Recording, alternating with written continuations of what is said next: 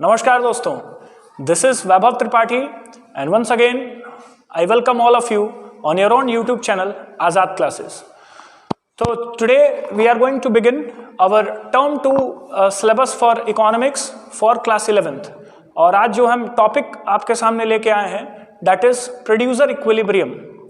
सो ये टॉपिक मैं कह सकता हूं कि पिछले 3-4 चैप्टर से रिलेटेड हैं जो हमने किया हुआ है। जैसे आपने कॉस्ट किया, कॉस्ट के बाद रेवेन्यू और रेवेन्यू के बाद फिर ये प्रोड्यूसर इक्विलिब्रियम का चैप्टर आपके सामने आता है। So let us discuss this producer equilibrium in detail. So there are 2 words, producer and equilibrium. Producer के बारे में तुम्हें पता होगा कि one who produces goods and services, और जो बल्क में गुड्स एंड सर्विसेज को बना के मार्केट में सप्लाई करता है, सेल करता है just for earning profit. Now the second term is very important, equilibrium. Equilibrium एक ऐसी सिचुएशन होती है, इक्विलिब्रियम एक ऐसा सिनेरियो होता है जहां पे कोई पर्सन किसी तरह का चेंज नहीं देखने को चाहता है। वो एक ऐसी सिचुएशन में आता है कि वो अब फर्दर चेंज न लाए। उस सिचुएशन को, उस सिनेरियो को बेसिकली इक्विलिब्रियम बोलते हैं। Now in micro economics this equilibrium word has been used twice.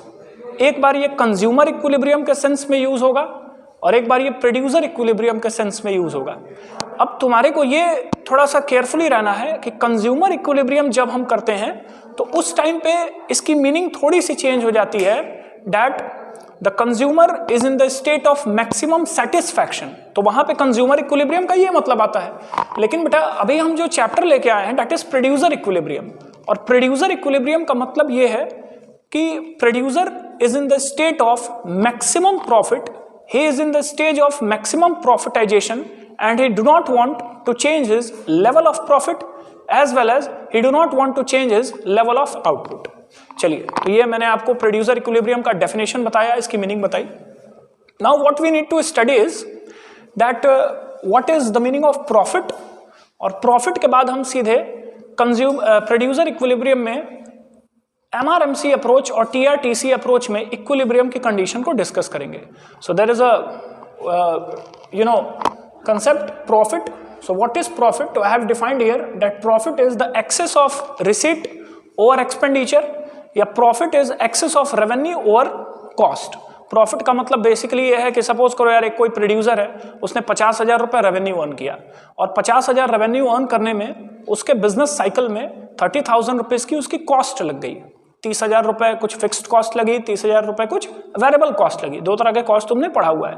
तो 30,000 is the total cost, 50,000 is the total revenue which he had earned from the sale of commodity. तो 50,000 में से 30,000 की costing वो minus करेगा तो 20,000 उसे टोटल प्रॉफिट मिलेगा। तो अब तुमको अगर डेफिनेशन देना है तो डेफिनेशन मैंने लिखा हुआ है, NCERT की ही डेफिनेशन है। It is the excess revenue over the cost और excess receipts over the expenditure.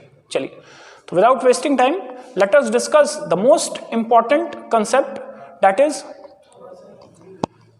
MRMC approach. तो हम लोग अब MRMC अप्रोच डिस्कशन करने जा रहे हैं। देखिए बेटा, MRMC अप्रोच को डिस्कस करने के 2 मार्केट्स बताए गए हैं। पहला market perfect competition and second market is imperfect competition. अब ये परफेक्ट कंपटीशन और इम्परफेक्ट कंपटीशन हमने रेवेन्यू चैप्टर में किया हुआ है, तो मैं उस पर नहीं बात करूंगा। I am directly going to deal the MRMC approach under perfect competition. Perfect competition में एक चीज बेटा याद रखिएगा कि प्राइस कांस्टेंट होता है। प्राइस इज कांस्टेंट, मतलब इंडस्ट्री प्राइस फिक्स करती है और फर्म उसी प्राइस पे गुड्स एंड सर्विसेज सेल करते हैं। So you cannot change the price in perfect competition. तो अब ये परफेक्ट कंपटीशन मार्केट में MRMC अप्रोच में प्रोड्यूसर कैसे इक्विलिब्रियम पे होगा, तो याद रखिएगा द मोस्ट इंपॉर्टेंट लाइन जो मैं इस वीडियो में बोलने जा रहा हूं कि MRMC अप्रोच में प्रोड्यूसर इक्विलिब्रियम की 2 कंडीशंस होती हैं। Number 1 condition is that MR should be equal to MC। क्या? MR MC के बराबर होना चाहिए, यानी marginal revenue should be equal to marginal cost. And second is MC curve should cut MR from the below and rises above. Second point क्या मैंने बताया कि MC कर्व MR को बिलो से कट करेगी और जिस पॉइंट पे वो राइज करेगी वही पॉइंट प्रोड्यूसर इक्विलिब्रियम का पॉइंट होगा। एक बार मैं फिर तुम्हें बता दूं कि we are dealing in producer equilibrium. Producer equilibrium का मतलब होता है कि प्रोड्यूसर उस लेवल ऑफ आउटपुट पे आना चाहेगा जिस पे उसको मैक्सिमम प्रॉफिट मिले, ना वो उस प्रॉफिट के लेवल को छोड़ना चाहेगा, ना वो लेवल ऑफ आउटपुट को चेंज करना चाहेगा। ठीक है भाई। अब इक्विलिब्रियम की कंडीशंस में हम लोग पढ़ रहे हैं एमआरएमसी अप्रोच, और एमआरएमसी अप्रोच में भी व्हेन प्राइस रिमेन्स कांस्टेंट यानी परफेक्ट कंपटीशन। यहां इक्विलिब्रियम की दो कंडीशंस मैंने आपको बताई हैं। पहला when MR is equal to MC, और दूसरा एमसी कर्व एमआर को बिलो से कट करेगी और राइज करेगी। चलिए, तो ये मैंने आपको पढ़ाया हुआ है। Now let us complete the diagram over here.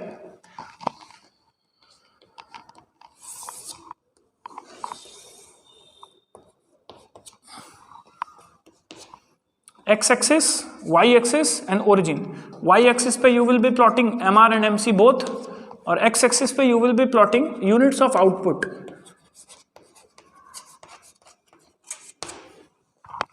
अब तुमने रेवेन्यू चैप्टर में पढ़ा हुआ है कि परफेक्ट कंपटीशन के सिचुएशन में जब प्राइस कांस्टेंट होती है तो एवरेज रेवेन्यू मार्जिनल रेवेन्यू के बराबर होता है। यानी प्राइस और एवरेज रेवेन्यू एक ही चीज है, और एवरेज रेवेन्यू मार्जिनल रेवेन्यू के बराबर होता है।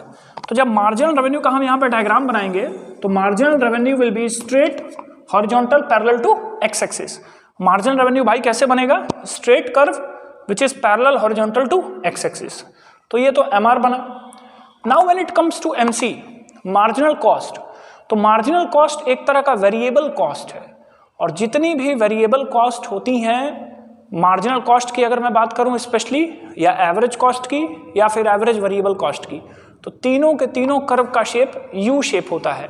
तो मार्जिनल कॉस्ट की अगर शेप की बात करेंगे तो बेटा मार्जिनल कॉस्ट आपका यू शेप का रहेगा। This will be consider N MC curve.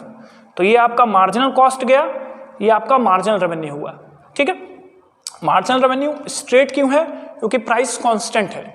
अगर आप कांस्टेंट प्राइस पे कमोडिटी मार्केट में लगातार बेचते हैं तो जो एडिशनल रेवेन्यू मिलेगा वो भी कांस्टेंट ही मिलेगा, और marginal revenue is nothing but the additional revenue which is received from the sale of an additional commodity to the consumers in the market. तो भाई ये marginal revenue straight horizontal parallel to X axis. MC curve मैंने U shape क्यों बनाया है? क्योंकि MC curve एक variable cost है, और लॉ ऑफ वेरिएबल प्रोपोर्शन के कारण इसका शेप यू कर्व है। तो अब आपको ये सिनेरियो एमआरएमसी अप्रोच के अंतर्गत दिख रहा है। अब हम सीधे डिस्कशन करेंगे कि प्रोड्यूसर इक्विलिब्रियम पे कब होगा।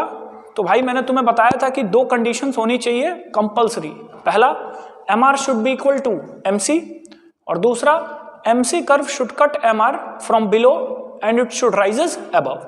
अब आपको ये दोनों कंडीशंस ग्राफ में ढूंढनी है।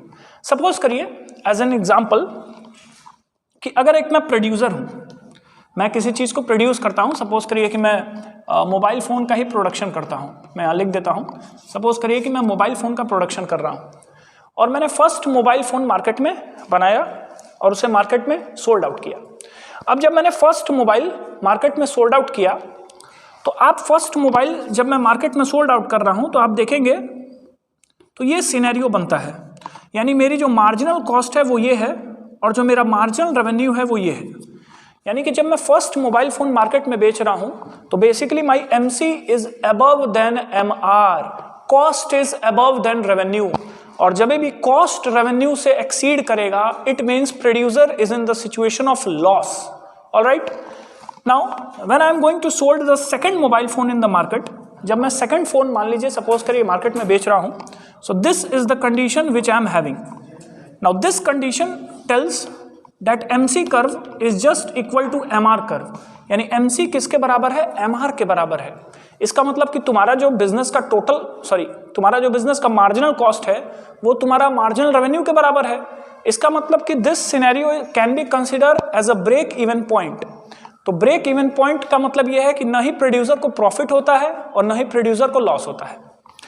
अब जब एज अ प्रोड्यूसर मैं third phone, fourth, fifth, sixth, seventh and eighth इतने मोबाइल फोन बेचता हूं, तो ये मोबाइल फोन जब मैं सोल्ड कर रहा हूं मार्केट में तो मेरी जो कॉस्टिंग है वो कम हो रही है और मेरा रेवेन्यू कंपैरेटिवली ज्यादा है। आप देखें, this is my MC curve which is below than MR, so my MC is below than MR, it means a producer is having profit. तो तो ये पूरा जो मैंने एरिया आपके सामने अभी शेड किया हुआ है, ये जो मैं शेड कर रहा हूँ, ये पूरा का पूरा शेडेड एरिया एक प्रोड्यूसर के पॉइंट ऑफ व्यू से क्या हो जाएगा बाबू, प्रॉफिट हो जाएगा। This is the profit zone for any producer. मैं फिर से तुम्हें एक्सप्लेन कर देता हूँ। फर्स्ट आउटपुट मैंने बेचा तो MC is more than MR, और कॉस्ट जब रेवेन्यू से ज्यादा है so basically the situation is worse, अपन लॉस में है।